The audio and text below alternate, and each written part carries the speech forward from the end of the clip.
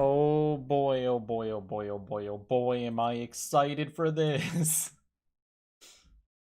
God, is it a requirement that I act dumb when I'm Oh, whatever. Alright. You know what we're here for. You know what's gonna happen. Edgy Boy is being saved today. Okay. Woo, it's been a little bit since the last one. Yes, Brandon, I remember you. You ask that every time. Alright. Alright.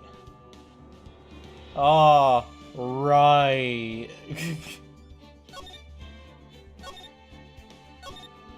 Don't worry, Edgeworth, we're here for you. Oh, we're at the boat rentals. Oh yeah, we talked to Weirdo Dude. Oh, I remember. Alright. Okay. So we talked to Weirdo Dude.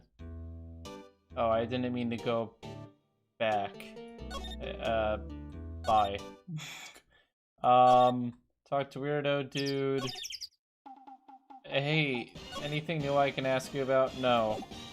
Alright, never mind. He's still a little bit angry at me about the whole, you know, just ruining everything. Oh yeah, the dog. We had the dog eat all of his weenies. Oh, so sad. All the hot dogs. Okay. Alright. We'll check the woods out. I don't think anything will be here. Right? No. Okay, I wonder if I missed something with the old guy, but I think we did everything. Maybe I just have to run into Edgeworth again from to be a depressed blob. Let's see, detention center. Ah, he's not even here. Darn you. Grossberg, nobody's here either. How's it going, Maya? What should we do? I don't know. I've been in detention this whole time. I think I'll let you decide what we should do. Deal? Damn you. You have any ideas? Well, I was in detention all day. I think I'd like more time to think. Oh my god. Alright. Never mind. Guess we're going back to Gourd Lake. I guess old guy had more he was hiding from us. Oh, what a waste of time. Hey, pal. You need to stop dating models. Although I guess I did the girl I was like simping over got killed immediately in the game, so. Hey, you. Oh, no. Can I show him things? Hey, you. Oh god, do I have to wait for each thing? Now listen here, Keith. Remember that tricolor pasta we were talking about? Aw, Rambolini. I figured out the last color we should use. Indigo blue. Indigo blue? That didn't seem to work. Is there anything I can Here's a gun. Pop.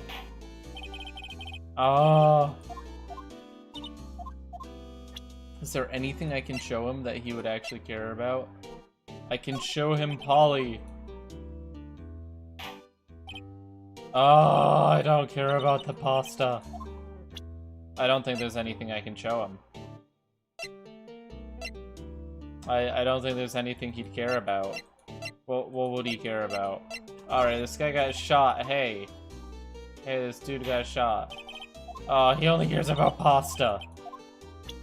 Too many people are just like that, I swear. Okay, can I talk to you again? No. I can't look at the safe again? No. Ugh. What am I missing, man? I'm having a bad time. Okay, so it's not here. What am I missing? What am I missing? The forest. No. Alright. We're in trouble. Hey. Here's a parrot. Oh! There's an empty lake. Okay, I really am kind of confused on what we're supposed to be doing next. Usually the game is pretty direct about this stuff. Okay, hey Nick! What, don't tell me you're hungry again. No, I was just wondering, why are camping pots and pans made of aluminum? Oh, we already talked about this. Still no camping sign. Alright. Where are we supposed to go next? Tycho, you're a Supreme Court Justice, you should know. You should know exactly what we're supposed to do next. Oh, you know where we probably have to go? The Criminal Affairs Department. Ah. Detective Gumshoe isn't here. Now that you mention it, didn't he say he had a meeting to go to? Ah, yes. Let's come back later. But I don't have anything else to do. What am I supposed to... Ah, yes, the Blue Badger, I remember. And... trash. Oh my god, what are we missing? I'm so confused. Is it something at my law offices? Is it the painting? Already did that. Already did that. Already did that. Already did that.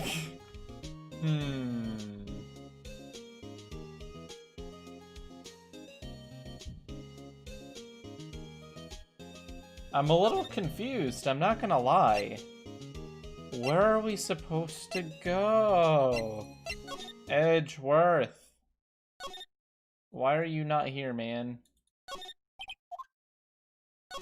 Where is Edgy Boy? I can't help him if he's not here. Who am I supposed to be talking to? I'm just gonna go literally everywhere. I swear, if I had to show something to that old guy that I didn't show him... Okay, it must have been the old guy. I can't think of anything else.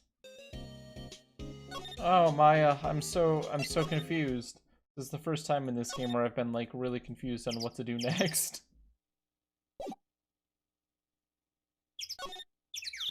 Oh, the attorney's... You know what? You may actually be right. Oh, God, I didn't think to show the old guy my attorney's badge. Oh, yeah. Hey, I'm doing law shizzles. Oh, that was it. Oh, thank you, BeamNG. Wow. That a lawyer's badge?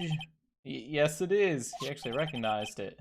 I don't believe it. This old guy is the first person to recognize my badge. Oh, we instantly like him now. I get it. Huh? Yup. I got you figured out now.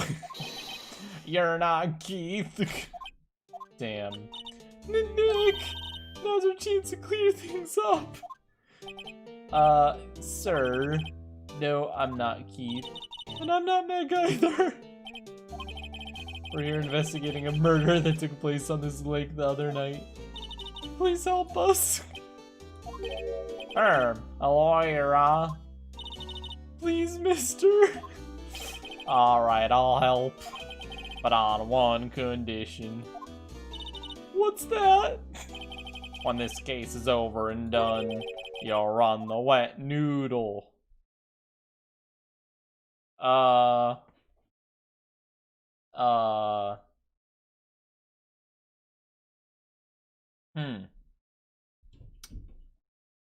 We can get our friend to run the wet noodle. What's his name? Larry. We can get Larry to run the wet noodle. I kind of feel bad promising that, though. That's to save Edgeworth. Okay, we promise. Nick, are you sure about this? Anything to get the case solved. Who wouldn't want to eat Phoenix noodles? I guess so. Yes! That's my boy! Good for you, Keith! Wait, did I just say, you too, Meg? Yes! You bring a tear to your old man's eye, you know. Now what was that you wanted to know? Speak up, Polly. Hello! Hello, Squawk! Oh my god. Oh my god. Well, at least he's awake now. Hey, have you ever heard of Gordy? No. Alright. I seen this. You know something about this? Keith. Yeah? It's okay. You can call me Dad. Dad, you know something about this? Yep. The other night, out on the lake. Yes! Yes! I know all about that. I seen it. What? Tell us! Well, I suppose, since you're taking over the shop and all. Tell us, what happened? The gun! Oh no! He fell asleep, are you kidding me? Okay, come on. Come on. What do I have to show him?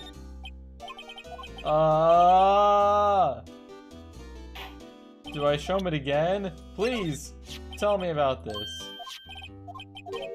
Oh.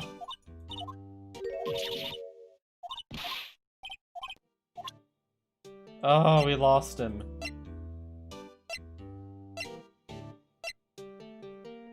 Is there anything I can show him? Here's the details of his death, not boring at all. Oh.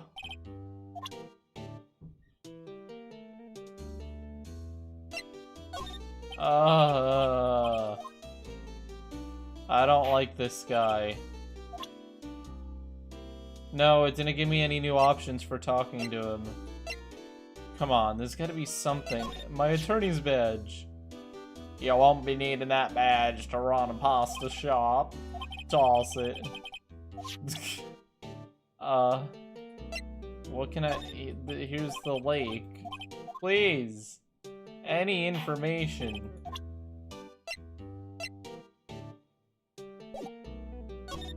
Oh, never mind, here it is. I forget the time, but it was pretty dark outside. Probably night, yep. It was after midnight, but okay. Then I heard this bang, so I looked outside, and then I heard another one, bang.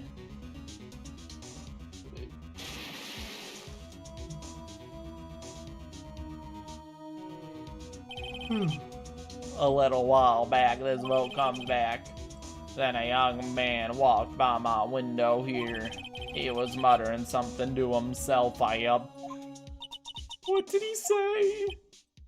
I forgot. I'll remember tomorrow by court time, promise.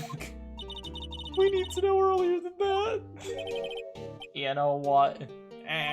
Little Terry was just here. Terry? Yep, that kid next door. You always used to make him cry, remember? He was wearing this tattered old coat. Got himself some whiskers growing on his face. He must be talking about Detective Gumshoe. He comes up and tells me to come down to court tomorrow. Really? So he is the second witness. Oh, we had one more question. Polly, have we forgotten something? Squawk? Don't forget DL6. Squawk? Excuse me, why does the parrot know about DL6? Excuse me? What did you just say, Nick? One more time, Polly. Don't forget DL6. Squawk! What? How was the parrot involved in the DL6 incident? Is this canon? The parrot was involved in the incident. Hey, Dad. This is getting weird. Why would that bird Polly know about DL6? That's a good question. He locked the door from the other side. But, how does he know? But how does he know? Hey, do you know about DL6? Because apparently everyone else does. My god. I swear, if one more person knows about DL6, I will eat a hamburger. Gumshoe! Thank god. Hey, pal. Long time no see. You don't look so happy. What's wrong this time? Actually, we wanted to ask you something. Yeah. Hey, Gumshoe, can you tell me about the DL6 incident? Huh? We need to know about the DL6 incident. That was when... That was when Edgeworth's father died. Yeah, Alpha thinks that it has something to do with this current case. To tell the truth, I don't know much about DL6 either. Mr. Edgeworth forbade us from reading the file. So, I'm afraid I can't show them to you either, pal. What? However, if you can convince me somehow that the DL6 incident is related to the case, well, I guess I'd consider opening the file up. You know the boat rental? The old man who runs it is appearing as a witness in court tomorrow, right? How do you, that was supposed to be kept top secret. Do you know who the old man is, detective? Actually, I don't. He's a bit of an odd bird. I haven't been able to get a straight answer out of him. I decided first that he wasn't persuasive enough to stand and testify as a witness. That's why we called Miss Lotta Hart yesterday. As for who he is, we have absolutely no idea. Sounds suspicious. Thanks, bro. Just one thing. He's got a bird, and he talked about the old man of the boat rental shop's parrot. The parrot knew about the incident. That incident? DL6. What? Polly, have you forgotten something? Squawk! Okay, so we are actually making progress. I'm pretty sure that old man must have taught her that word. Yeah, but how would that old man know about the DL6 incident? Wait, what if that old man was connected to DL6? Nick, you think he might be? I get ya. Sounds like you need information on the DL6 incident. That's what we literally asked for. Through there is the station's records room. I'll give you special permission to go in and find what you need. Alright, way to go, Detective Gumshoe. Gumshoe's going to get fired when that guy finds out. Oh god. Alright. It couldn't be that bad, could it? Oh god, there's a lot. It's amazingly dusty. 10 years of files and 10 years of dust. And that DL6 up. 15 years ago, both me and Edgeworth were 9 years old. They're almost through with 4th grade when he suddenly transferred. Because of DL6. Nick, I found where the file is! Wow, Maya is actually being helpful. Just let me know what you want to know about the DL6 incident. I'll get the right file. Case summary. December 28th, 2001. Hey, 2001, that's the coolest year because that's when I was born. Actually, that's not too far off from my birthday. Wait, no, that's very far off from my birthday. Never mind, because December and January are different years. Blah, blah. That's exactly 15 years ago from the day after tomorrow. So in 2 days, the case is closed. Great. The incident took place in the elevator of the district courthouse.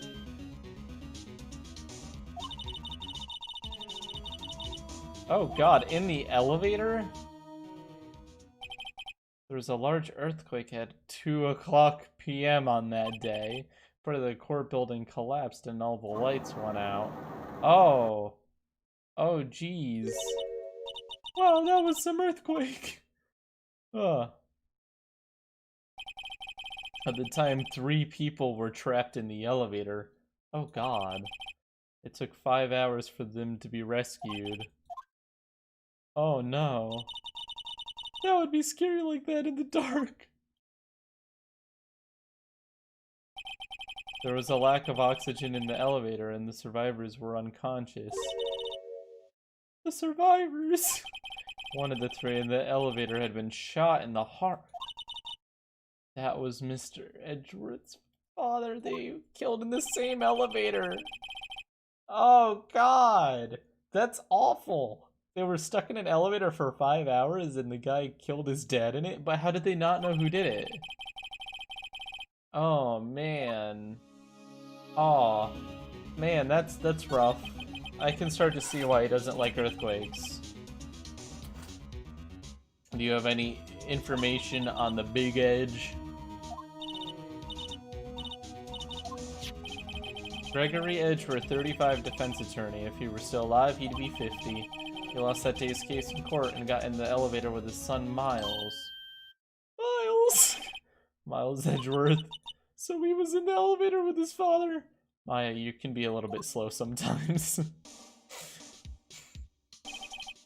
From the angle of the bullet in other evidence, it could not have been a suicide. The murder weapon, a pistol, was found in the elevator. The pistol had been fired 2 times. Wait a second. The pistol had been fired 2 times. The gun I have was shot once, but it was shot 3 times. 2 plus 1 equals 3. Is it the same gun? Uh-oh. Any data on the suspect in there? That would be the guy that my mom got arrested. Hold on. The man is Yanni Yogi. He was a clerk in the court. So he must have been the 3rd person in the elevator. Well, he had to have done it. But he was found innocent. Thanks to his defense lawyer. How? And that was the victim in the case. What? He was so oxygen deprived he had brain damage. He lost all memory of being in the elevator. After he was declared innocent, he disappeared. Oh, this is a confusing case. Where could Yogi have gone to, I wonder? Maybe closer than we think.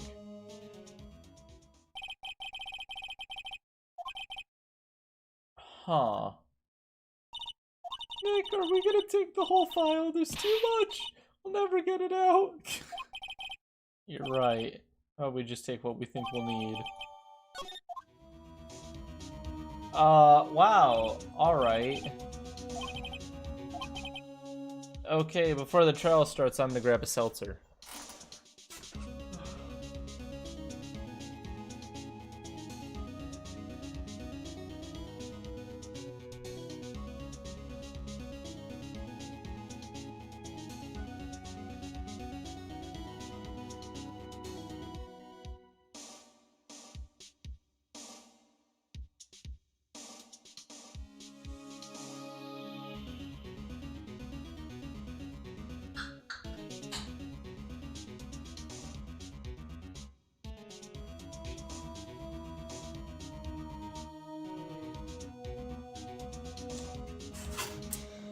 Alrighty. It's time to get started. To be continued.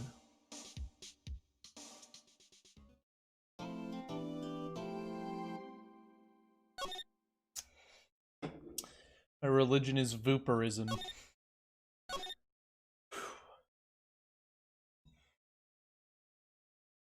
Alright. I'm ready. I'm ready. I'm ready. I'm a little scared.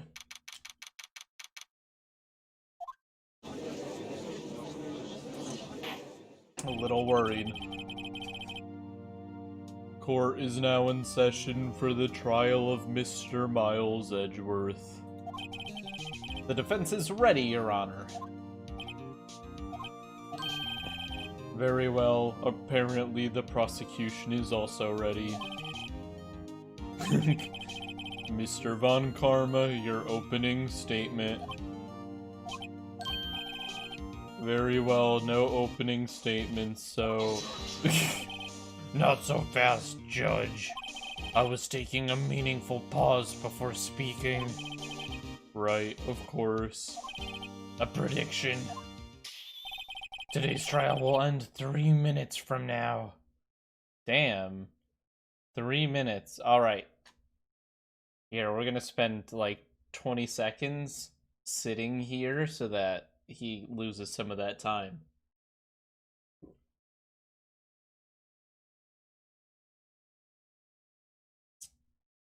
Alright, that's gonna make it a little bit more challenging.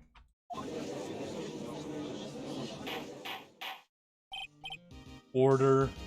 Order. Mr. Von Karma, what is the meaning of your statement just now? Must you question everything? It will be over in 3 minutes. We have no time to waste. I'll call my witness now. Right. I'll call my witness, my decisive witness to the stand. It's that mysterious bow shop owner. He's asleep on the stand. Great. Witness, state your profession.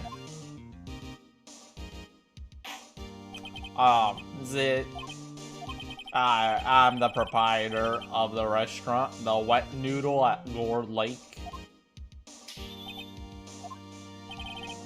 And also rent boats. The night of the incident, you were in the boat rental shop, correct? Yep, I was. Please testify. Wait a second, we still haven't heard who this old guy is. Oh, I'm raising an objection because this guy is such a mean guy. Objection? Wait a minute. The witness hasn't stated his name yet.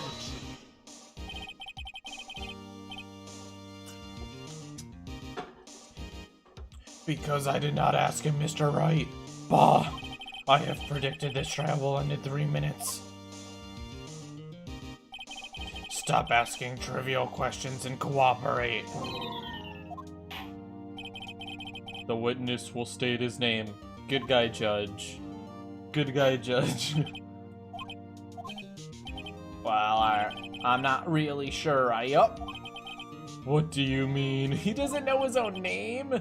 My memory. Your Honor, the witness does not remember anything beyond the last several years.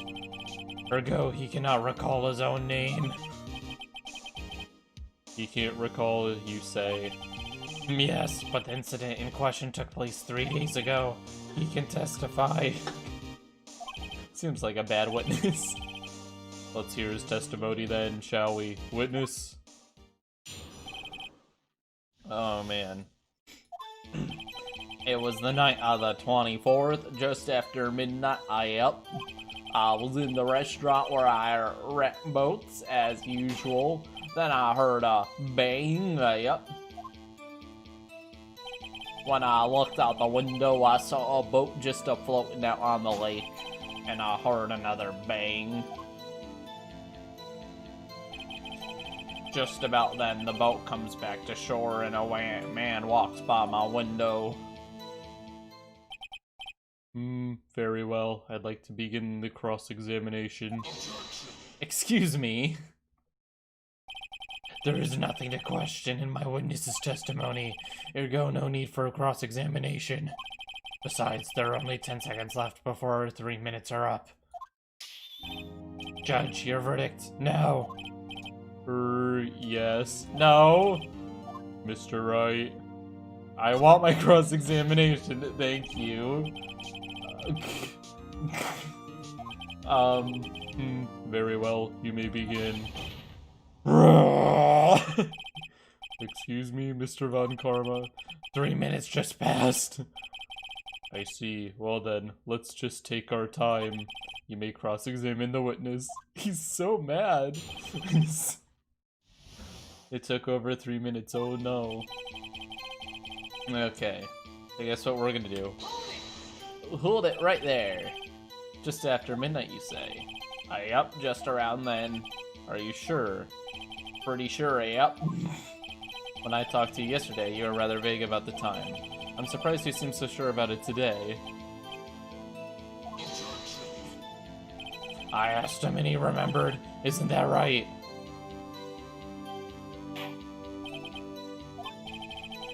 Don't glare at me like that. I remembered it clearly. I did. Easy. Continue. I was in the restaurant while I wrote boats as usual. Is there anyone who can verify that? Well, I guess Polly could. That's not good enough for a court of law. Mr. Wright, exactly what's not good enough? Your Honor, Polly is a parrot. A parrot? Don't be so hard on the girl, Keithy boy. The prosecution concedes that we cannot prove the witness was in the shop. Witness, please continue. Oh, he's trying to keep them from realizing that he thinks I'm his son. Because clearly he's, like, not, like, capable of giving his testimony. So we just have to get him to slip up and say something stupid. Then I heard a bang, yep. Hold it. And where did the bang seem to come from?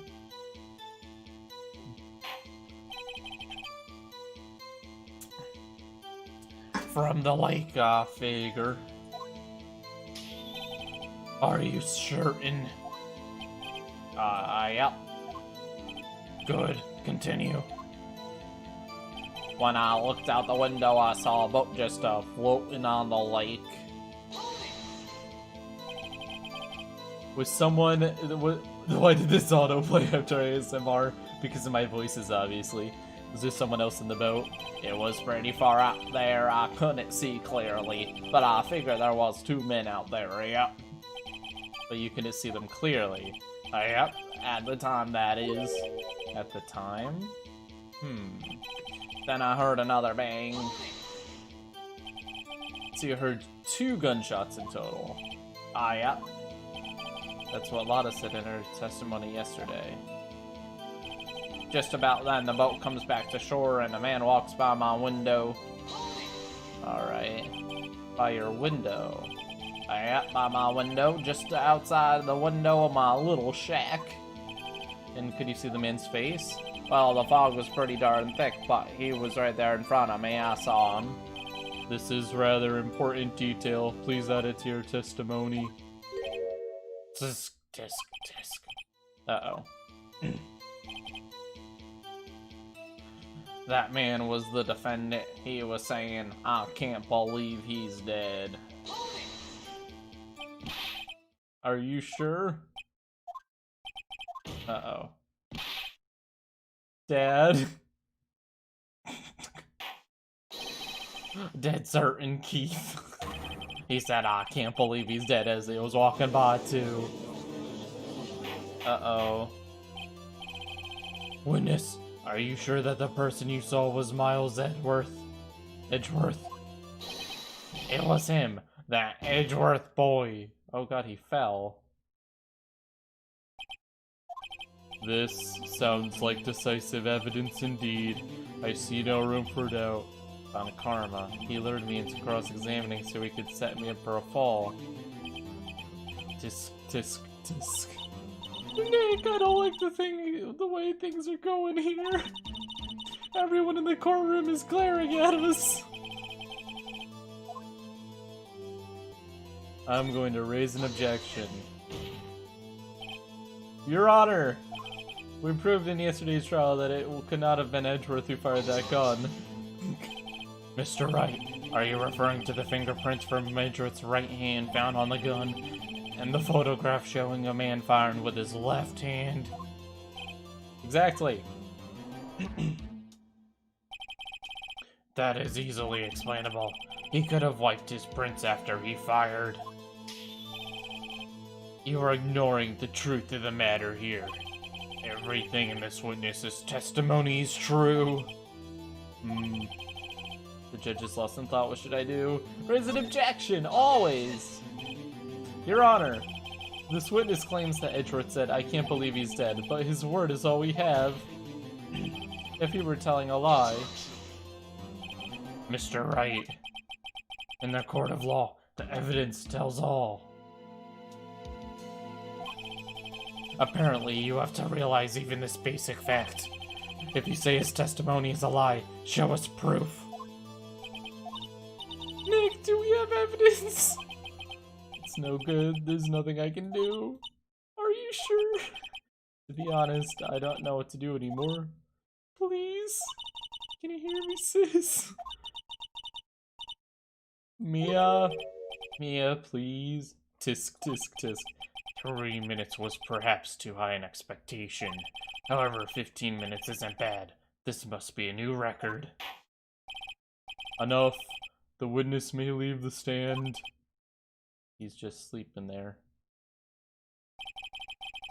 This court sees no reason to further prolong the trial, nor is there any need for more time to decide the case against the defendant. This case is extremely clear. I see no room for misinterpretation of the facts. No, we're not allowed to lose. Excuse me. This court finds the defendant, Mr. Miles Edgeworth. Wait. No. No. Wait. No, someone's supposed to yell and stop it. Are you kidding me? Excuse me? The accused will surrender to the court immediately to be held pending trial at a higher court within a month from today's date. That is all. This court is adjourned.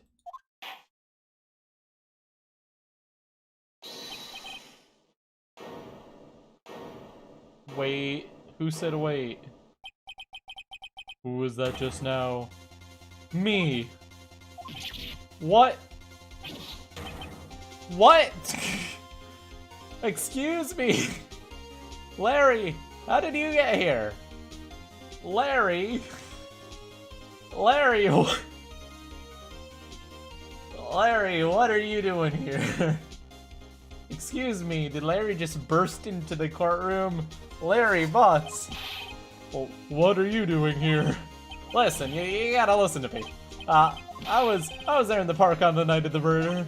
I wasn't sure about it until just yesterday. But today I just remembered it. Remembered what? The gunshot! I heard it too! Oh, order. What is the meaning of this? The verdict has been decided. I call for adjournment. 1 minute, 1 moment, Mr. Von Karma. So you say you heard a gunshot? Yeah, I did. A gunshot that night. I was sitting here in the audience listening to the testimony. Then I realized something he said was different from what I remember. Anyhow, I can't just sit here and let you call Edgy a murderer. It's just not right. Yeah, I'll testify. Let me testify. Oh my god, Larry! Order, order. Well, this is the first time something has happened like this in my court. I'm not quite sure how to proceed. Judge, you've already given your decision. The trial is over. Nick, this is it. Larry's given us one final chance at this. She's right. If only it wasn't Larry. He could make things even worse. Mr. Edgeworth was just declared guilty, Nick. It doesn't get any worse. You're right. Okay, that's true. Your Honor, if there's another witness, it is our duty to let him speak. Right here, right now. A waste of time. The verdict cannot be overturned.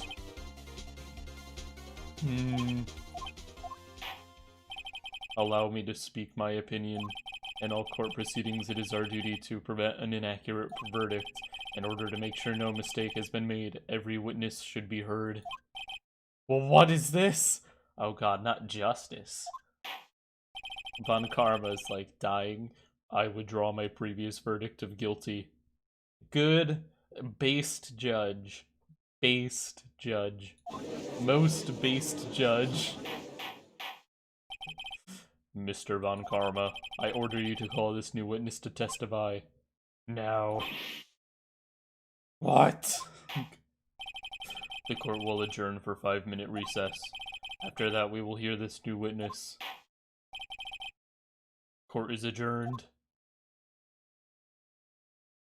Larry, what are you doing? Oh my god. Sorry to keep you on the edge of your seat like that, Edgeworth. I've seen worse.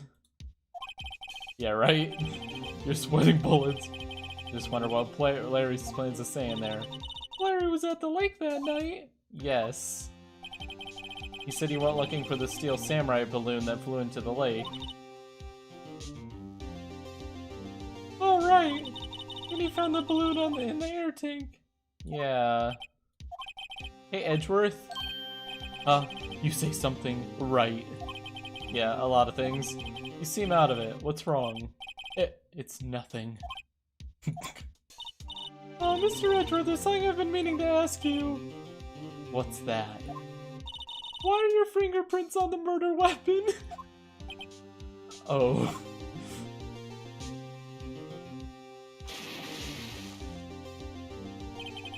When he fell into the lake, I went into a daze. I couldn't understand what had happened.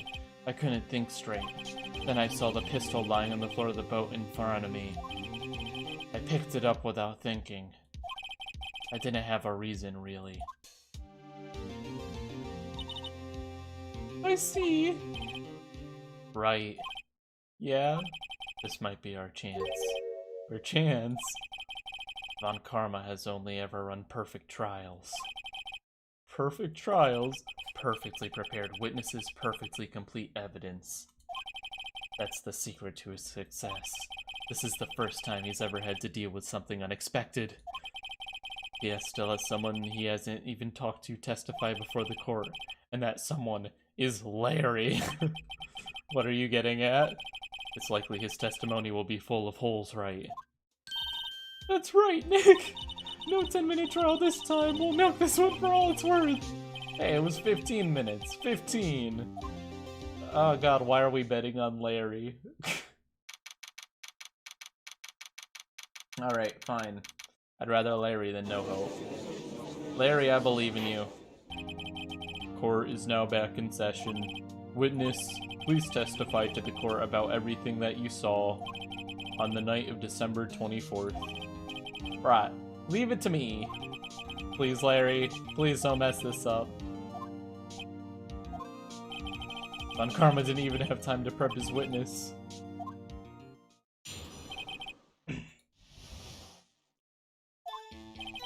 That night, I was out in a boat on the lake. I was looking for something and I found it. So I quietly shipped the boat back into the rental shop dock. Then, just as I was thinking about going home, I heard this bang. I looked out over the lake, but I didn't see a boat. So after I heard that single gunshot, I went home. That was an unusually vague testimony, even for this court. In any case, Mr. Wright, you may begin your cross-examination. Yes, Your Honor. What's wrong, Nick? It's Larry. I have no idea what he's gonna say if I press him. I'm a little scared. Well, we've come this far. There's no way to go but forward, Nick. Okay.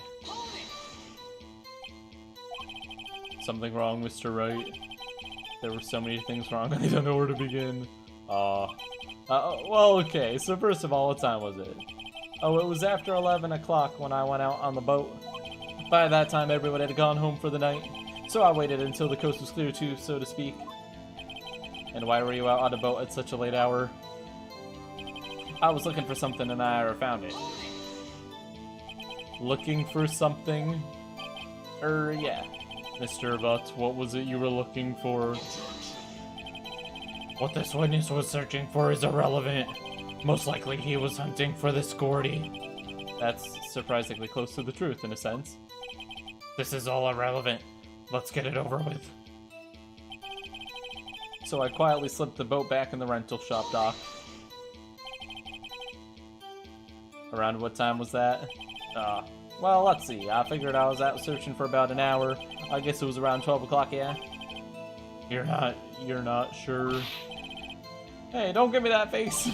I'm not some sort of human sundial, okay? People use watches these days, Larry. Then, just as I was thinking about going home, I heard this bang. Yeah, well, I wasn't too sure about that. I looked around, you know. Did you look at the lake? Yeah, I looked. I looked out over the lake, but I didn't see a boat.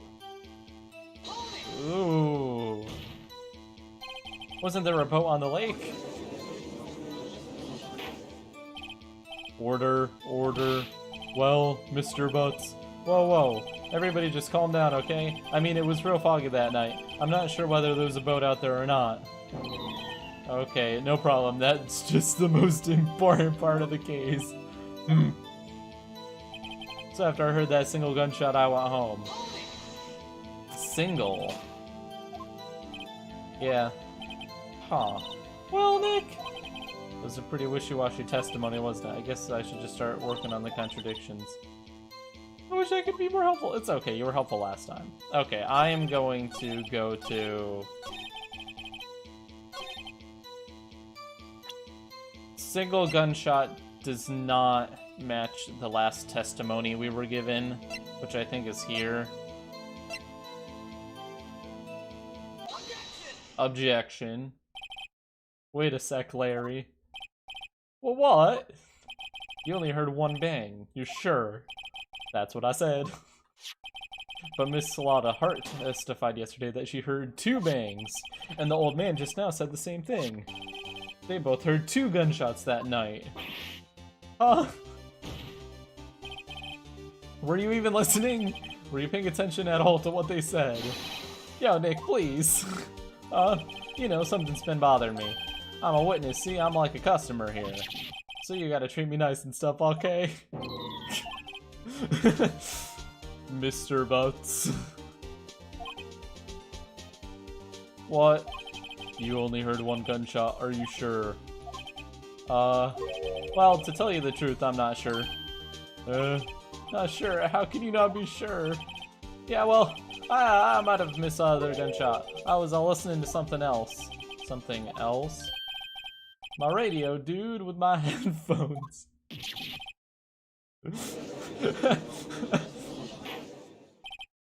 Order, order, and stop that booing. Mr. Butts, you were listening to the radio with your headphones. Yeah, so what? That's a crime. I listen to my radio. Everyone listens to the radio. What's the big deal? Mr. Von Karma, your opinion. Waste of time. I do not accept this witness nor his shoddy testimony.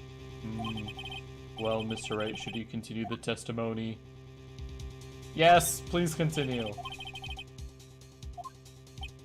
Bah, nothing is more pitiful than a lawyer who doesn't know when he's lost. Very well, Mr. Butts. Please give your testimony and be sure to include details like your radio. Right, leave it to me. I wouldn't if there were any other way out of this. Oh my god, Larry. It's lonely being alone on Christmas Eve. That's what I was listening to an all request show on the radio. See, I was listening to it like real booming loud. Like, I'm sure I heard that gunshot. I remember exactly what the DJ was saying when I heard it too. You were listening to the radio at the high volume. Yes, what's the big problem? Can't a man listen to radio in peace? Isn't this a free country? I truly believe Larry has no idea what the problem here is. Judge, can you believe a word this witness says? What he heard was probably nothing more than a drumbeat from the radio. True enough, it is difficult to believe this testimony. Excuse me.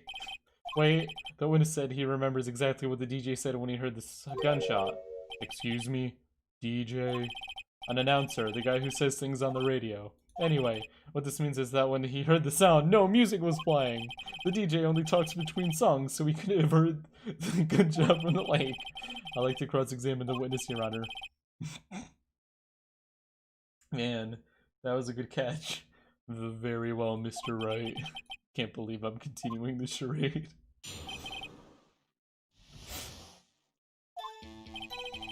It's only being alone on Christmas Eve. Ah, I don't really want to press him on that. So you turned on the radio. Right. I just wanted to hear someone's voice, you know? You don't know what it's like being out there alone on Christmas Eve. Alone! That's why I was listening to All Request Show on the radio, see? Do you by any chance remember the name of the program you're listening to? This has nothing to do with the case, Your Honor. Objection is sustained. The witness was listening to a radio, that is all we need to know. Tell us, Mr. Butts, how loud was your radio set to that night? I was listening to it real booming loud, like... Real booming loud? Yeah, you know. And you had the headphones on? Yep. I wouldn't think you could hear anything going on outside at all. But I'm sure I heard that gunshot. Can you prove that? No, of course you can't. Nah, I can't prove it, but I remember that moment real clear. I mean, while I was talking about it, they came back real quick to me, right? I remember exactly what the DJ was saying when I heard it too. What was he saying? Mr. Wright, please cease these pointless questions. What possible good could knowing what a radio DJ said to us? Indeed, Mr. Von Karma has a point. I'll allow the question only if we could see some reason why we should care. They could have said the time. We should care, of course we should. Why? Well, how do you know if we don't ask? Fine, very well. Mr. Butts, please testify to the court. What was the radio announcer saying when you heard the gunshot?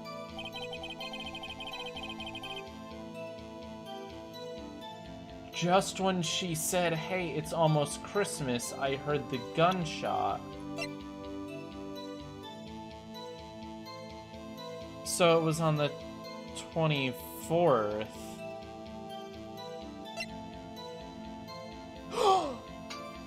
Wait a second! This was taken at 12:15. 15 minutes after. Larry, are you absolutely sure what you're saying is correct? Well, what's with the face? You look scary, dude. Hey, if you're trying to scare me, you better know I better don't scare that easily. Is something the matter, Mr. Wright? Your Honor, did you hear what the witness just said? The DJ said, hey, it's almost Christmas when he heard the gunshot. Indeed, and almost Christmas means it wasn't Christmas. Do you realize what this means? When he heard the gunshot, it was still Christmas Eve. That would seem to be the case, yes. But he should have heard the gunshot after midnight. This photograph is irrefutable proof of this fact. Let's see what the time was on the photo taken when the gun triggered Mrs. Hart's camera. 15 minutes after midnight on Christmas Day. This is a clear contradiction, Your Honor. I like how we're just BSing this. Order. Order. What does this mean? The two prior witnesses heard gunshots after midnight. However, this witness said he heard a gunshot before midnight. Judge, the answer is simple. The current witness is plainly mistaken. Just look at him. Suspicious. But what?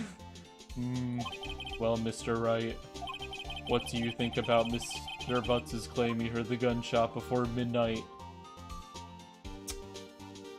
I think we should say Larry's right, because that contradicts everything.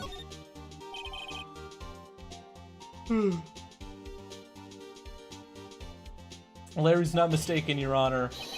He heard that gunshot before midnight. Intriguing. I'm assuming you have evidence for this wild claim. Show me evidence there was a gunshot before midnight. Oh, shoot. Oh, God. Uh...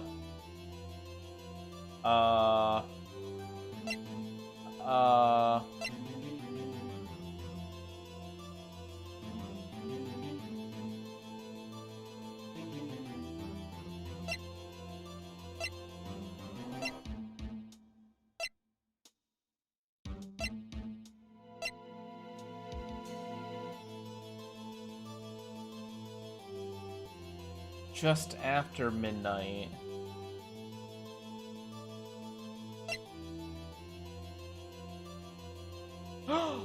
Oh! It's gotta be the gun because it was fired 3 times.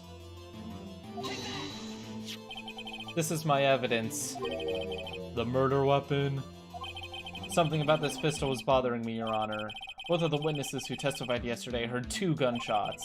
However, the murder weapon was fired 3 times. When then was the last shot fired? Only now have I realized the truth. That 3rd shot was the shot Larry heard just before midnight. Ah, we're on to something. Order. I guess that would make sense out of yesterday's testimonies. Bah, you waste our time again with your empty statements. Yes, the pistol was fired 3 times. But do you have any proof that it was fired before midnight? Do you have any proof that the witness didn't just think he heard something? Indeed. Well, Mr. Wright, there's no turning back now. Do you have evidence that proves there was a gunshot before midnight? Do you have evidence that proves Mr. Butts wasn't just hearing things? Yes. Taken automatically at 11:50 p.m.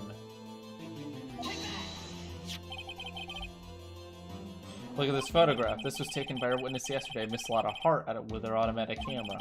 The timestamp on the photo reads December 24th, 11:50 p.m. Oh, yeah? But there's nothing on the lake in this picture. Your Honor, the real issue here is not why nothing is shown in this photograph. It's why this photograph exists at all. What do you mean? Your Honor, this photograph was taken by an automatic camera. That camera was set to go off in response to loud noises. Aha! Correct. There was a loud noise on the lake at 11:50 p.m. That is why this photograph was taken. In other words, there was a gunshot at the time that Larry claims. Order. That would make sense of the evidence we've seen so far. However, this leaves me wondering exactly what did happen that night on the lake. Exactly. If this is true, then there were 2 sets of gunshots, separated by 25 minutes. One at 11:15 and another at 15 minutes after midnight. Why, I ask you? Why? I'd better think of something quick. Wait a second. Gunshots separated by 25 minutes. Well, what's wrong, Nick? I don't know. I have it. Well, what is it? Remember the case with the Steel Samurai? Yeah, of course I remember. The murderer in this case had the same idea as the murderer in that case. What do you mean? Maya. Yes. If we don't figure this out now, we'll never return Edgeworth's guilty verdict. I've got a hunch and I'm gonna run with it. Right, I mean, is this safe? Safe? We've already gotten a guilty verdict. You just watch and let me know if I say anything that sounds fishy, okay? Right, Nick? Your Honor. Yes, Mr. Wright. The testimony just now has cleared up this entire case. I don't understand. What do you mean, Mr. Wright? Just. So you finally realize the truth. There can be no other murderer here than Mr. Miles Edgeworth himself. Nope. Wrong karma. A man was shot that night, but it wasn't Edgeworth who did the shooting. Listen, rookie. Take a deep breath and consider the facts. At the time of the murder, 1 boat was on that lake. This was shown by a witness's photograph. The defendant, Edgeworth, and the victim, Robert Hammond, were on that boat.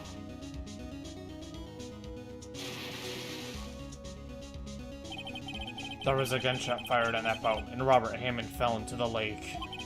The distance of the shooting was 1 meter. It couldn't have been suicide. Well, the guilty party has to be the other man on that boat. I'll admit it, it is hard to imagine any other possibility. Yes, but this assumes that the victim was shot at 15 minutes after midnight. What do you mean by that, Mr. Wright? We have photographic evidence at the time of the shooting. The timestamp on the photo says 15. But Larry heard a gunshot 25 minutes before that. Robert Hammond was killed then, 25 minutes before the shot in the lake. What? Mr. Wright, are you quite mad? I'm really confused about what's going on here.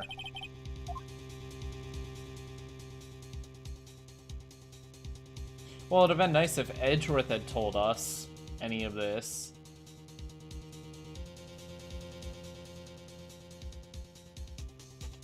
Explain who the two men on the boat are.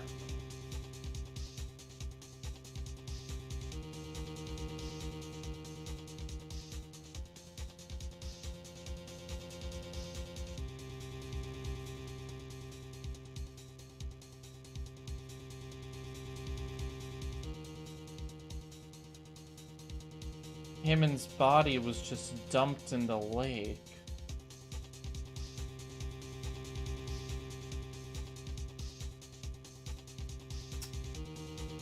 So if...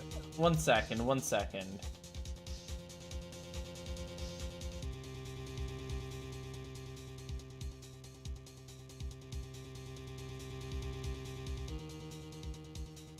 So if Hammond...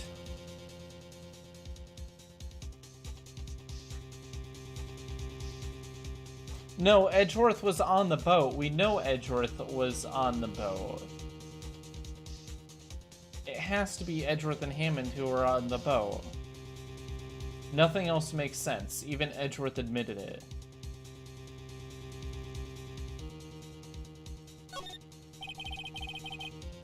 Miles Edgeworth and Robert Hammond. Yes, I believe you are mad. That is exactly what I've been telling the court this whole time. You're agreeing with me, and yet what did you just say? That Robert Hammond had been killed 25 minutes before the shot on the boat. Yeah, I don't know. Yes, that's what I said. I was just testing. Okay, that's not right. Mr. Wright, your client has already been declared guilty once. I'm going to have to penalize you. Damn it. So it's the murderer in Edgeworth then. It has to be. The guy killed Edgeworth and then he killed himself?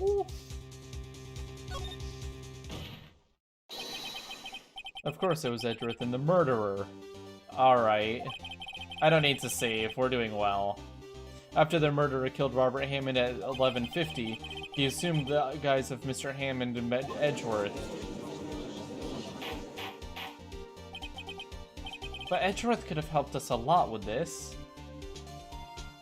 What? Are you serious? Yes. Edgeworth won't tell us why he went to the lake that night. However, I have a hunch. That night, Robert Hammond called Edgeworth to the lake. Now, Edgeworth didn't know Robert Hammond's face that well. That's why he didn't suspect anything when the murderer took Robert Hammond's place. I'm not sure what to make of all this. Well, ludicrous. Mr. Wright, tell us the name of the murderer then. The murderer's name? Right, it's...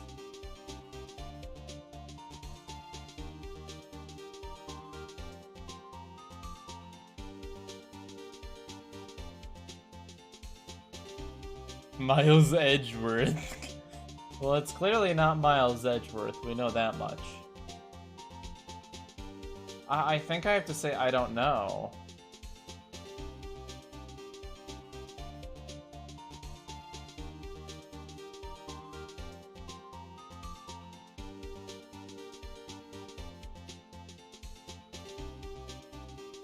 I'm just gonna say I don't know.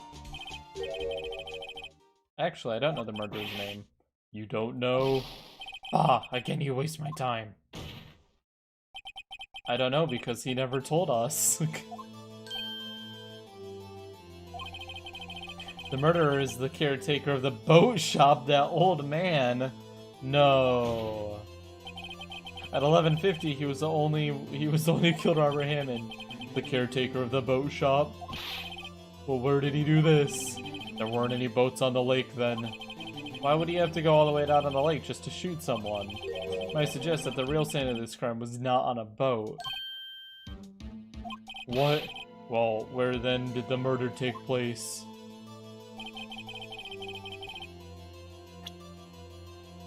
In the shack. Because he had just cleaned up that area, do you remember?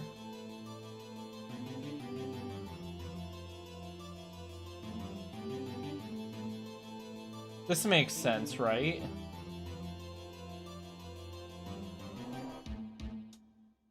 The wet noodle. Here, of course, the boat shop where he lives. That way he could meet with the victim without anyone seeing. Do you have proof that the boat shop was the scene of the crime? Recall Larry's testimony, if you will.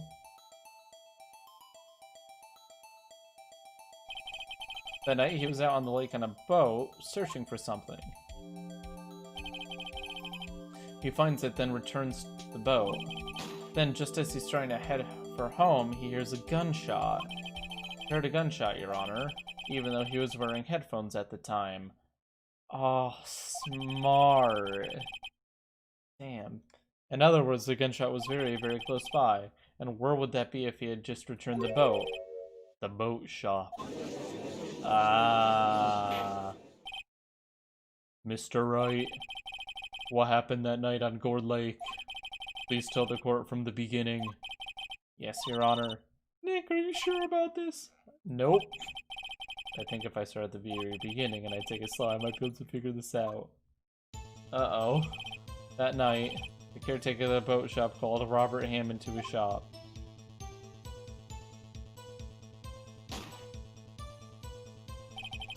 This was around 11:50. That was when the gunshot that Larry heard was fired.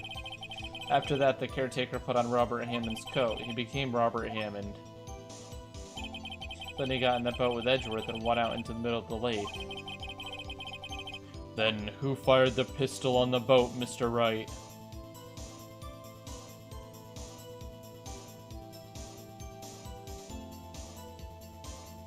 Who fired the shot?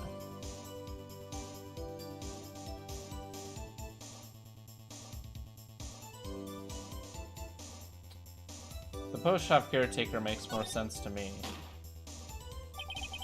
Of course, it was the murderer who shot the pistol. He shot twice, both missed Edgeworth on purpose. Wait a minute. Yes? Why would he shoot twice if he didn't mean to hit anyone? Details, details.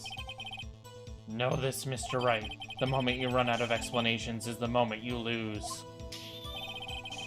Tell us why the murderer had to fire twice.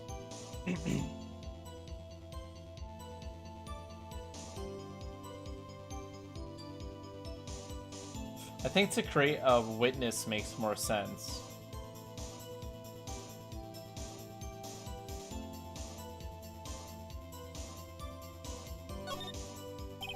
I believe he shot twice to create a witness, Your Honor. Create a witness. The murderer lifts his pistol and fires one shot. That ensures that anyone who heard the shot would look at the lake. Indeed, Miss Hart did exactly that after hearing the first gunshot. Next, the murderer waits a bit and he fires again. Then, the murderer jumps from the boat himself, leaving the pistol in the boat behind him. Oh, I see. To someone looking from the edge of the lake, it would appear that one of the men on the boat had shot the other. The murderer didn't know about the automatic camera, of course. That's why he shot twice to draw attention to the boat. Once he realized that, everything else falls into place. The boat shop's caretaker swam back to his shop. Then he put Mr. Hammond's white coat back on the body, and threw the body into the lake. This is what happened, Your Honor. These are the events that transpired that night on the Gourd Lake.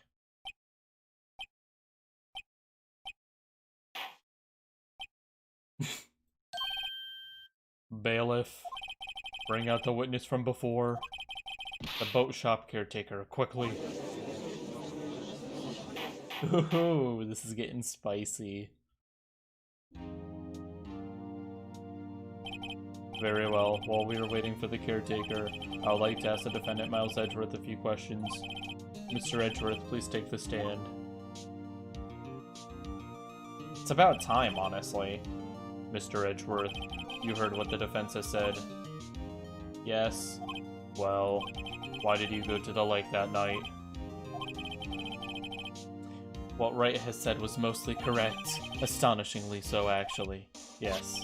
Several days ago, I received a letter. The letter was signed Robert Hammond. He asked me to come by the boat shop by the lake at midnight on Christmas Eve. He said he had something very important to discuss with me. Something important? I'm sorry, I can't say what it was. Your Honor, sir. Bailiff, we are conducting a trial here. I ask that you remain quiet. The witness has disappeared. He isn't at the boat shop either. What? What should I do? To find him quickly. We cannot allow him to get away.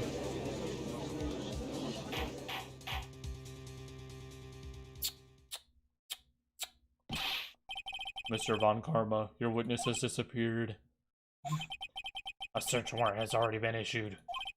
It goes without saying that I cannot declare a verdict under these circumstances. I will extend the trial until tomorrow, the final day allowed. I request that the police department utilize all of its forces to find that witness. Am I understood? One more thing. Just who is that boat shop caretaker? I think his identity has become very important to this trial. I want him and I want to know who he is. Very well. Court is adjourned. Ooh. Yay, Nick, you did it! Yeah. Well. Good job, Larry.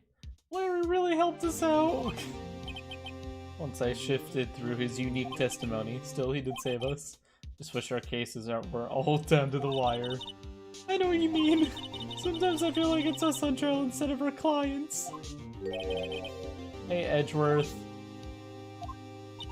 Oh, Mr. Edgeworth. Did you say something? Don't look so pained. I mean, it looks like you're probably gonna get off the hook. You could try to smile just a little. Relax. I'm sorry, but I fear it's not over for me yet. Well, what do you mean? Right. There's something that's been troubling me for a long time now, and I don't know whether or not to tell you. Edgeworth? No, there's so little time left. I want to tell you to get it off my chest, but I can't make up my mind. What is this about, Edgeworth? It's a nightmare I've had. A memory of a crime that I committed. A crime you committed? A memory of a murder.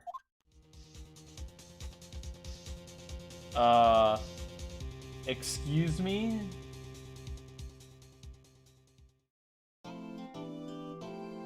Did Edgeworth kill his dad? Oh no. Oh god, did Edgeworth kill his dad? Oh, that would be so messed up. That would be so messed up.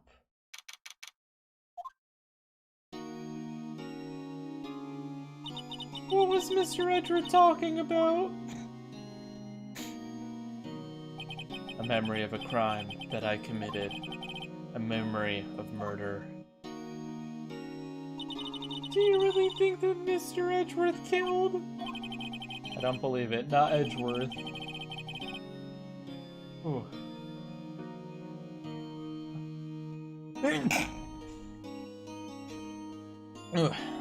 Some painful memory has been troubling him recently, but he'd never take someone's life. Never. Nick! Yeah, well, how's everyone doing? What do you think of my performance today? I'm swooning in the aisles. Hi, Maya. So swooning? Me? Oh yes. I do remember feeling faint. Right on. Tell the truth. It was like love at first sight, right? Stop hitting on Maya. My god, you absolute pig. Ugh.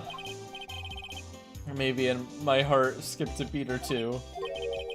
I think you can do better than that. Come on, I saved Edgeworth in there, dude. Edgy. Your boy should be bowing before me, yeah? Bow before your hero. Are you okay?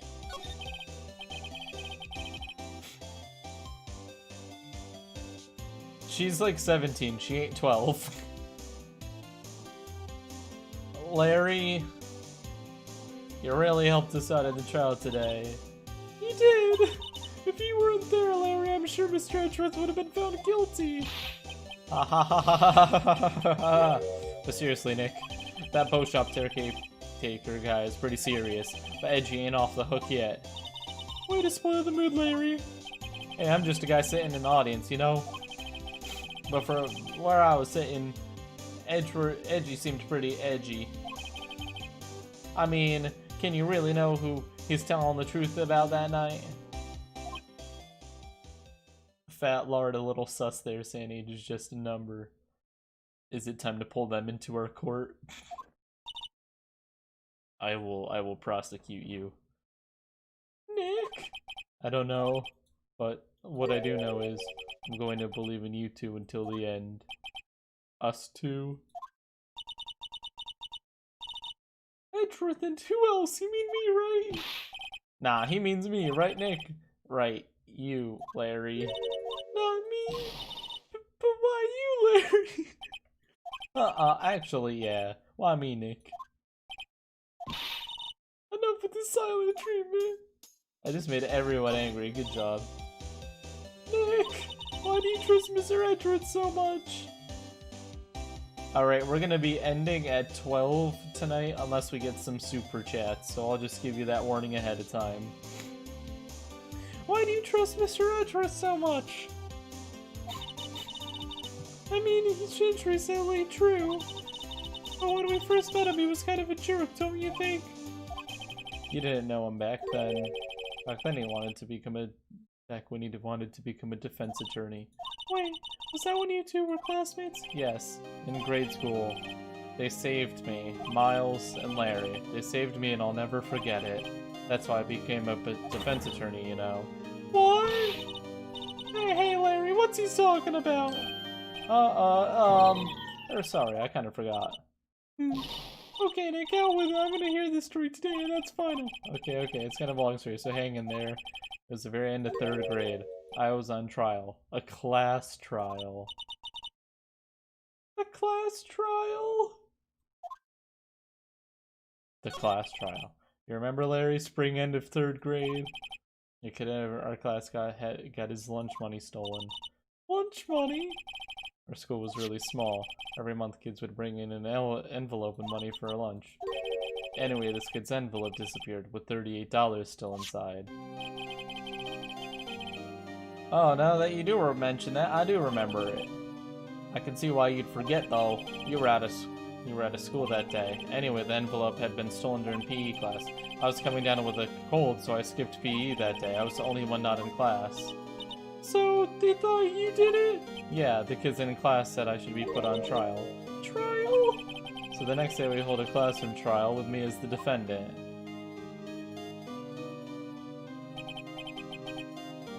I didn't do it. Guilty, he did it. Guilty, it was you. Give me the money back. You're such a meanie. Oh my god. Poor Edgy Boy got... Oh. Wow. Now, Phoenix, you know you shouldn't steal people's money. It's not right. In the end, even the teacher thought I'd done it. Go over and apologize, Phoenix. I didn't know what was happening. I was so sad I couldn't stop crying. Everyone was staring at me like I'd done it. I tried to apologize. I went to the boy where whose money had been stolen was sitting. That's when it happened. Objection. You shouldn't have to apologize. The only thing that belongs in a trial is evidence. Anything else has no place. You should all be ashamed, amateurs. But Miles?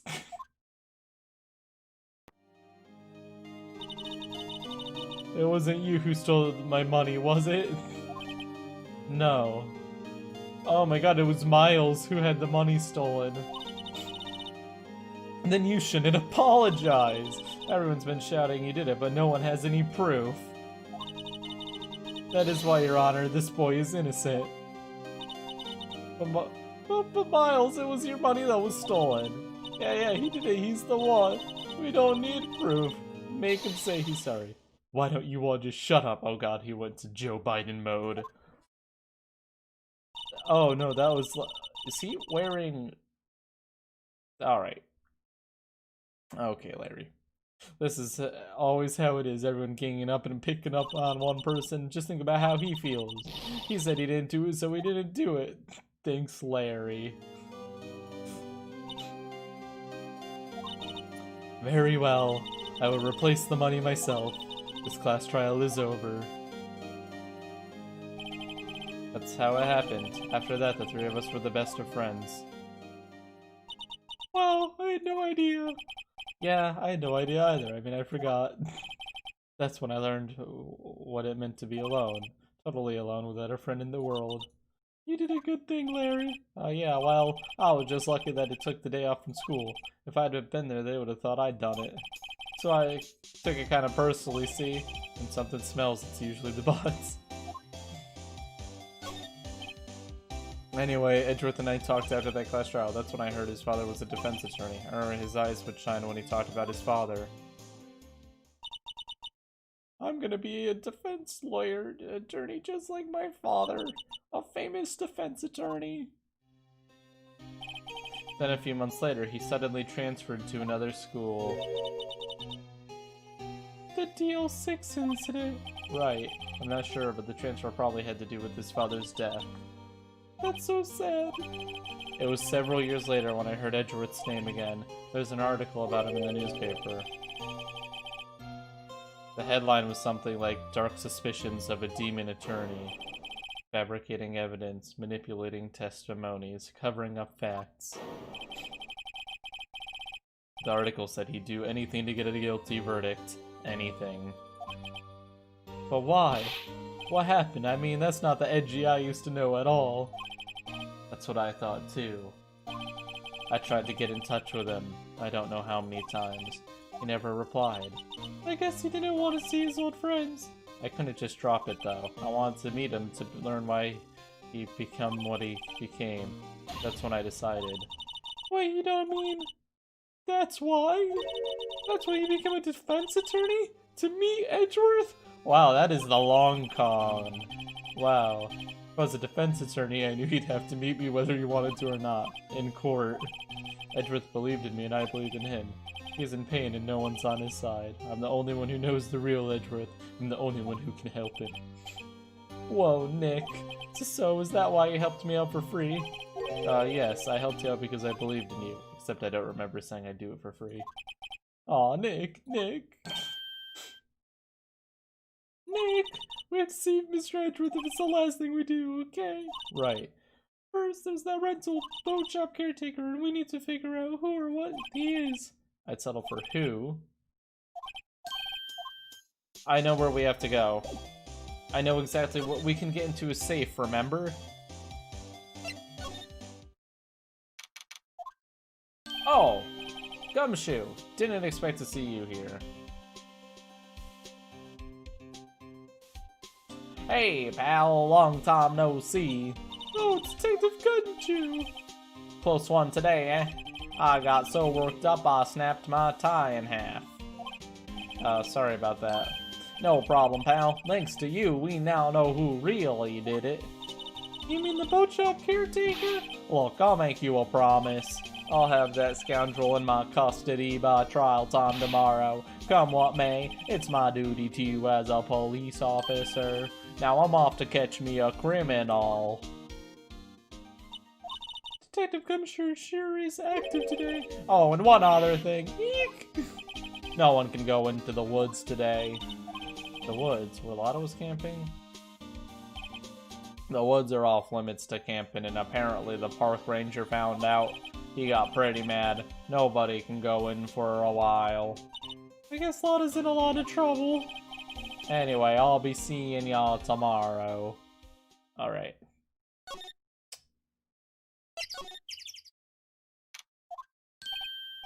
Oh, the steel eyesore is missing. Eyesore! Looks like the hot dog stand is gone too. I guess Larry's too busy worrying about Mr. Edgewood to show for work. Alright. We know what to do. That old caretaker got away. Yep. I never imagined he might be the real murderer. Ahem! I know that clearing the throat anywhere. Oh, hello. What might you be doing here? Out for a walk, the days of my youth. Like the scent of fresh lemon, you see. Mr. Grossberg! This is not the time for idle reminiscing. Mr. Edgeworth's trial ends tomorrow. That is true, yes. But from what I saw of today's trial, Edgeworth should be fine, right? Well, I'm not sure about that. Oh, what do you mean by that? Well, I'm not sure. If you find anything out, come by my office at once. I may be able to offer you some assistance. Thanks. What do you think Mr. Grossberg was doing here anyway? Who knows?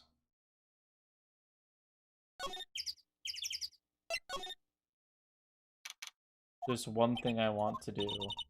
Nobody's home. Hello, Squawk. Hey, it's Polly. I wonder where your owner's gone, Polly. Hello, Squawk. I can't believe he'd run off and leave his poor parrot to fend for himself. Hello, Squawk. I want to ask you for the bank combination again. Maybe I should take care of Polly, Nick. You probably shouldn't just kidnap her. The police know about her anyway.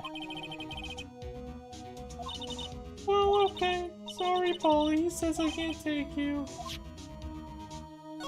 Safe. That reminds me, Nick. Polly here knows the number to the safe, right? Yeah, that's right. Polly, what's the number to the safe? 1228, Squawk. Let's open it, Nick. Come on. I'm sure there isn't any money in there. Oh, but hey, he keeps it locked, right? So there's gotta be something of value. I'm not so sure. Okay, Nick, let's see what's in there. I guess there might be a clue or two. The only thing in it is a letter. A letter. Oh, boring. There's no name or signature. It's handwritten in very precise, clear letters. Get your revenge on Miles Edgeworth. Nick! Why would Mr. Edgeworth's name be on there? How should I know? I'm gonna read the whole thing. Get your revenge on Mr. Edgeworth. It also says this is your last chance. Now is the time to get revenge on the two men who ruined your life. This letter goes on to describe the murder plot in detail. How to kill Robert Hammond, frame Edgeworth, calling Edgeworth out to the lake, getting on the boat, firing twice. This is exactly what I figured out today in court. It's all here in perfect detail.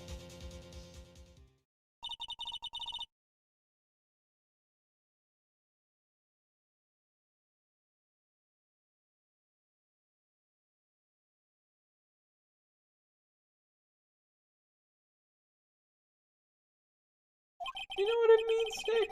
I don't know, but it looks like these are instructions for that caretaker. When he killed Robert Hammond, he called out Edgeworth. He was following instructions.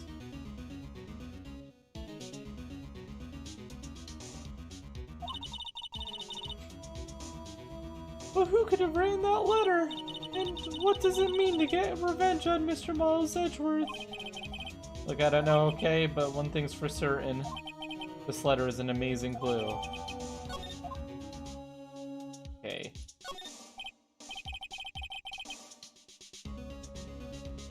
Everything's cold. Looks like he didn't turn his heater on.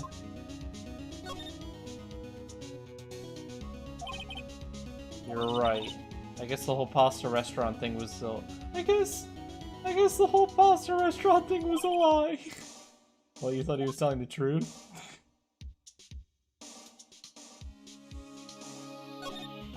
Fishing pole. Maybe we should bring it to Detective Gumshoe. Do you think the caretaker would mind? Well, we can leave him the metal detector in exchange. Maybe we'd better not. What's wrong? Oh, never mind. What? Tell me.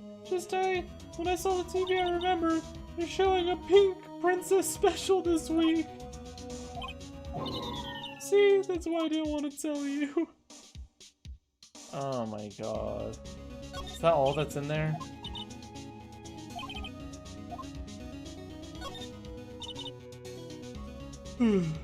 Say, Nick, don't people usually put pictures of fish up on the wall to boast about them? Oh yeah, I guess so. You mean pictures of the fish they caught, right? Right, but all the fish on the wall here look pretty puny to you. Well, you know what they say. You should have seen the one that got away. Except the one that got away from us was the caretaker, and we did see him. Why do I feel like we're having two different conversations? Alright. Alright.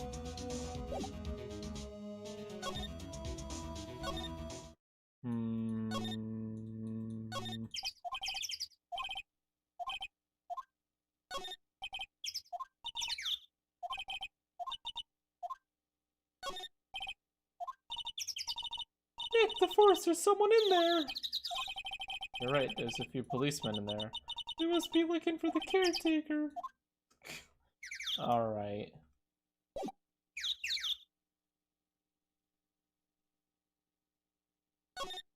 Where to now? That's the question.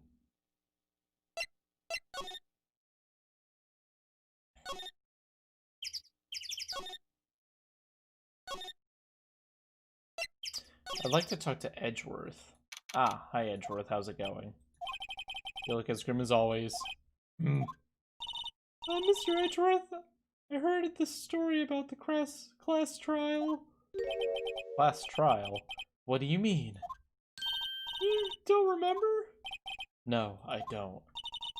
Your lunch money was stolen, wasn't it, in 3rd grade? Lunch money? Oh, right, yes, I seem to remember something like that. Nick, I think you're only the one who really remembers. Well, it probably only really mattered to me anyway. Mr. Edgeworth, didn't you know? The trial was the reason Nick became a defense attorney. Ridiculous. Gee, thanks. That said, it does sound like the kind of thing you do. You haven't changed a bit, have you, right? So simple. To a fault, even. Wow, my spiky hair isn't simple. Well, maybe, yeah, but I think you changed too much, Edgeworth. Perhaps. Edgeworth, I just want to let you know someone was planning to frame you for murder. Thanks. This came out of the safe in the shack where that boat rental caretaker lives. I see. Revenge? On me? Who's that old guy anyway? I don't know. Could he be an innocent defendant you got declared guilty or something? Nice, right. But I don't remember that old man. Not at all. So he was following this letter then? Which means there was someone else behind it. Ooh. 2 men. Meaning myself and Robert Hammond. It also says this is your last chance. What if Mia set it up to get revenge for what happened to her mom? It was Mia the whole time. Oh my god, that would be insane. Can you imagine? Imagine if Mia set up an entire plot to get revenge after it led to her. Oh my god. Last chance. Wait, maybe he's talking about the statute of limitations on the DL6 incident. Wait, that old man. Well, what is it? Do you know who he is? Brain damage. Forgets everything. The 3rd person on the elevator. I am so dumb. I should have been able to put that together. I put together the entire last trial from the last one with the fence and stuff. But this... Oh, I'm dumb. Yogi! The suspect of the Deal 6 incident. The one who was found innocent. Oh my god, I'm so dumb. Nick, no! That's a photo of his father, don't show him that! Yeah, okay. What is it? Nothing. Okay, I won't show him his dead dad. That might be mean. What about the file? It was that case that changed my life, and tomorrow, on December 28th, the statute of limitations runs out. But, even if the case is finally closed on paper, it will never be erased from my memory, ever. Poor Mr. Edgeworth. Hey, wanna talk to a parrot?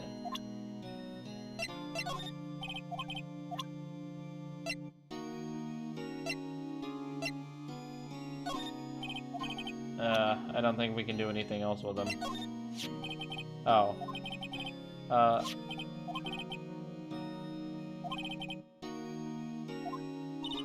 Nick, you noticed, dog! Oh my god. I'm an attorney. Did you know that? Oh. Okay. Hey, Edgeworth, why did you become a prosecutor? You used to look up to your dad. You said you wanted to be a defense attorney.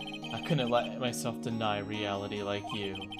What do you mean? My father was taken from me and you want me to defend criminals? I'm sorry, right, but I'm not that good of a person. One suspect was apprehended in your father's murder, right? Yes. The man trapped in the elevator with my father. His name was Yanni Yogi. He had to be the shooter, any way you look at it. Yeah, he was found innocent. That defense attorney got him off the hook. That'd be Robert Hammond. On that day, 15 years ago, the three of us were trapped in that elevator for 5 hours. When we were rescued, we all suffered oxygen deprivation. I lost all memory of the murder. Lost your memory? Even now, I can't recall what happened in that elevator. That was the crux of Yogi's attorney's argument in court. He claimed Yanni Yogi had been not of sound mind due to oxygen deprivation. Yogi was released due to a lack of evidence. Innocent.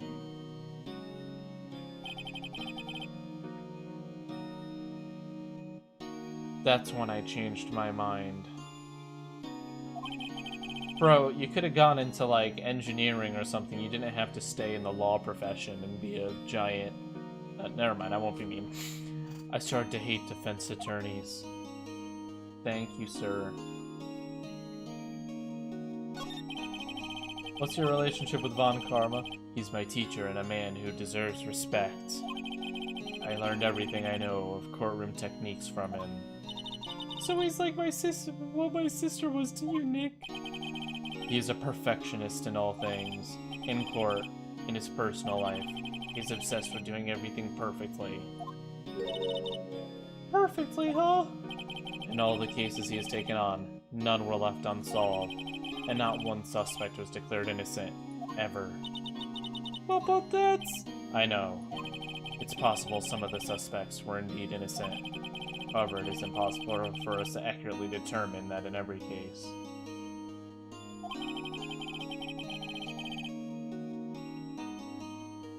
All Von Karma does is his job to find the suspect guilty perfectly. In any case, it's nigh well impossible to find a weakness in him. Should a weakness appear, he would do everything in his power to make it go away. Edgeworth, if what you're saying is true, you're headed for a guilty sentence tomorrow.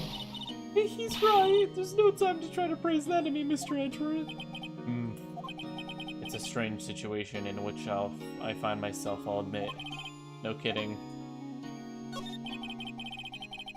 Yanni Yogi was a court bailiff at the time. We just happened to be in that elevator together 15 years ago. Ooh. Earthquake. The quake was incredibly strong. Before I knew it, everything was dark. We were there for so long, it felt like forever. The air thinned and the darkness closed in on us in that little box. We became unsettled. Help, I can't breathe. Quiet, I said quiet. You're not making this any easier. I want to get out. Help, get us out. Don't shout, you'll just use up more oxygen.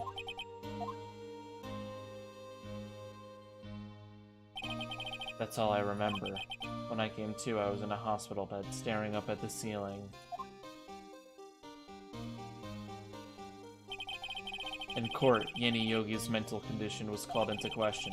They claimed the oxygen deprivation and stress had caused him temporary insanity. In the end, the claim passed in court, and Yogi was found innocent. Oh, but isn't that strange? This letter tells him to get revenge on Edric. Why would he want to take revenge on you? Right. Yeah? There's something that's been troubling me these last few days. I didn't know whether or not I should tell you. You mean the nightmare?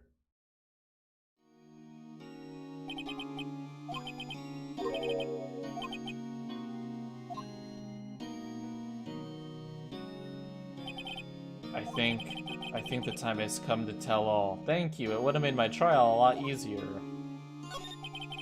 For the last 15 years, I've had the same dream almost every night. I wake up in a fearful sweat every time. What kind of dream? It's a dream about my father's killing in the dark. Help, I can't breathe. Quiet, I said quiet, you're not making this any easier. I want to get out. Help, get us out. Don't shout, you'll use up more oxygen. I can't breathe. You're using up my air. What? Stop breathing my air. I'll stop you. What are you? Stop breathing my air. No, Father. He's attacking Father. Then I see the pistol lying by my feet. I don't know if it was evidence from that day in court or the bailiffs. In a daze, I pick up the pistol. Get away! Get away from my father. Oh my god. Wong. And with that scream, I awake. It's a bone-chilling scream. A scream that has rung in my ears for the past 15 years. But that's just a dream, right? Right? That thought is the only thing that has kept me sane for the last 15 years. But what if I'm wrong? What if it's real? They say sometimes people shut out memories in self-defense. Maybe it was I who killed my father. What? You think about it why this letter makes sense. Get your revenge on Mr. Edgeworth. Think about it. Yogi was really innocent. That's why he wanted revenge against me. Wait, Edgeworth, you mean it was me? I was the true criminal of DL6. I shot my father. This is bad. What are we gonna do, Nick? What can we do? I don't know. I don't think there's anything we can do, like it or not. If there's someone else who knows a lot about the DL6 incident, maybe. There is, Nick! There's someone else who knows a lot about DL6! Yeah, maybe Mia.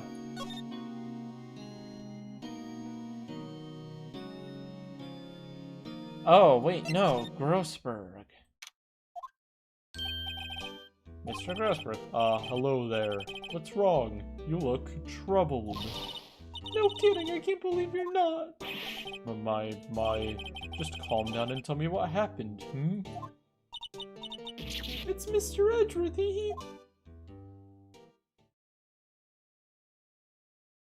I see. So Edgeworth dreamt he shot his own father.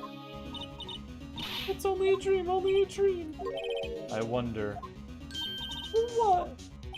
If that's the case, then why do you two look so troubled, Well... Also, consider this. Yogi quite certainly holds a deep grudge against Miles Edgeworth. So deep he'd want to frame him for murder. This leads me to surmise that Mr. Edgeworth's dream was not a dream. It was real. As you imagined. Mr. Edgeworth threw the pistol to save his father. The pistol fired, and the deed was done.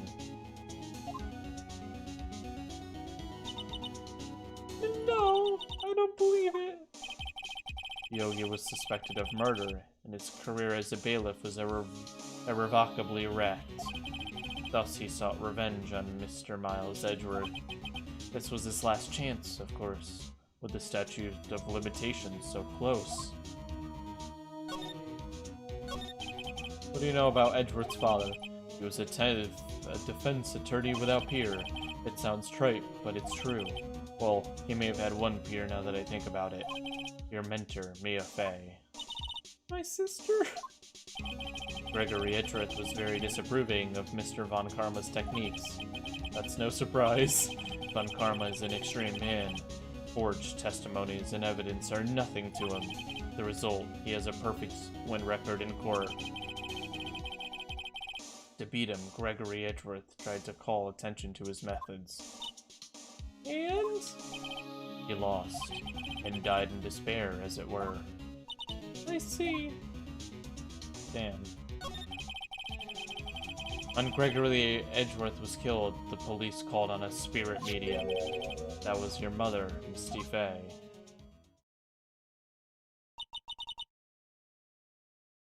I am Gregory Edgeworth. I have been killed. The one who shot me was the bailiff, Yini Yogi. Yet Yogi was found innocent. That's when my mother left us. Everyone called her a fraud. That's right. Everyone thought she was, you see. Yet, now that I think about it, it seems the one who lied was Gregory Edgeworth's ghost. Gregory Edgeworth must have known who shot him. I don't believe it. He protected his son. Oh, man. It's only a possibility, mind you, but a possibility nonetheless. Oh, boyo. Well, that is... I feel like we should tell Edgy Boy that. No, I can't. Alright. Criminal affairs. Nobody? Oh, not really. There's some guy he had to arrest by tomorrow. He showed something about catching him if it's the last thing I do, pal. Alright. Great.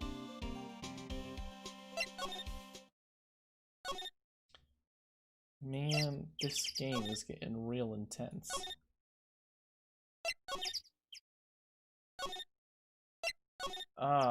Did we miss something? Obviously the game wants us to do more.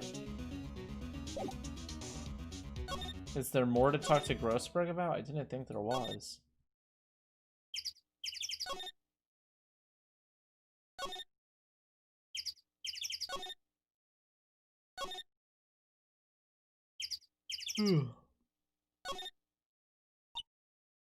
One day left, Nick. Well, no time to waste. Let's get going. Thanks. Okay. Hey, Grossberg. Oh, shoot. I should show him this. Oh ho. So this is the letter. It does seem that Yogi was following this letter when he killed Hammond. But why kill Robert Hammond? Hammond was a skilled defense attorney, but he defended clients not for their sake, but for his own. Huh? His own sake. He never trusted his clients, that one.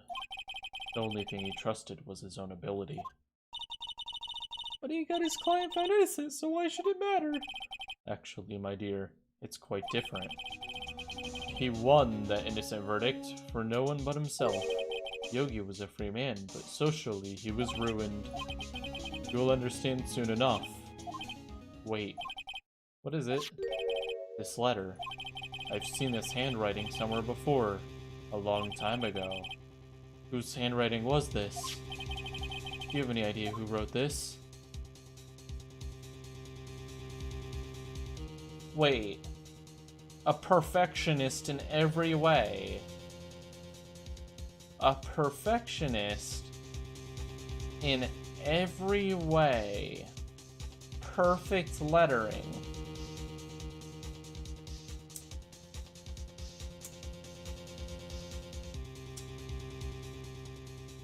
Oh. could it be Karma? Von Karma? Why would he have something to do with this?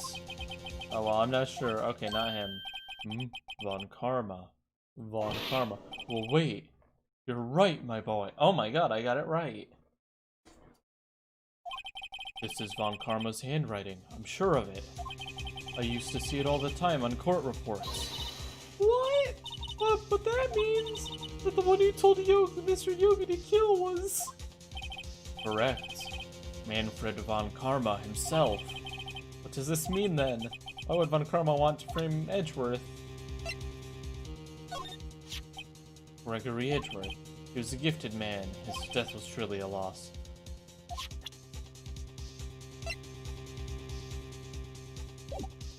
Excuse me, we need to talk.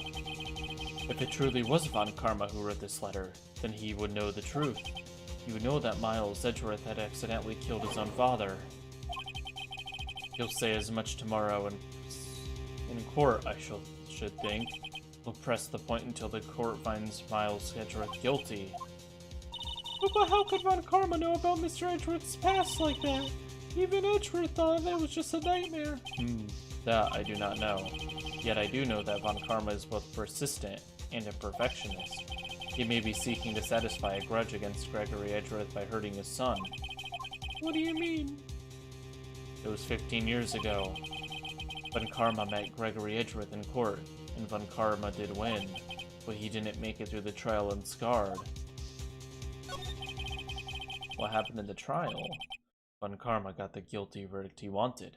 He won the trial, but Gregory Edgeworth accused Von Karma of faulty evidence, and though he lost the trial, Mr. Edgeworth's accusation stood. Faulty evidence? It was the only penalty Von Karma has ever received in his career as a prosecutor. Gregory Edgeworth dealt a blow to his perfect trial record. Wow, I don't have a perfect trial record. Oh god, whoops. A vacation. Yes, an unusual event for the man.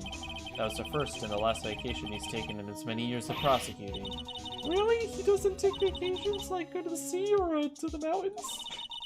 Don't tell me he's never been to Europe! I've never been to Europe. You have strange ideas about vacations, Maya. In any case, that was the only time he took a vacation from work. Oh, it's time to stop.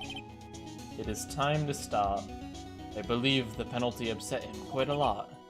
Odd, if he wanted to keep a perfect record so badly, why would he take such a long vacation? What do we do, Nick? Von Karma is gonna bring up DL6, you can bet on it. What if Mr. Edgeworth pleads guilty to DL6? I won't let him. Yes, Mr. Wright. I hate to say this, but even an accidental murder is murder, you know. I know that. I just believe in Edgeworth's innocence. I can't believe he'd kill someone. But Nick! Mr. Edgeworth admits it himself. His father was allowed to protect him from beyond the grave. I don't care. I know he's not guilty.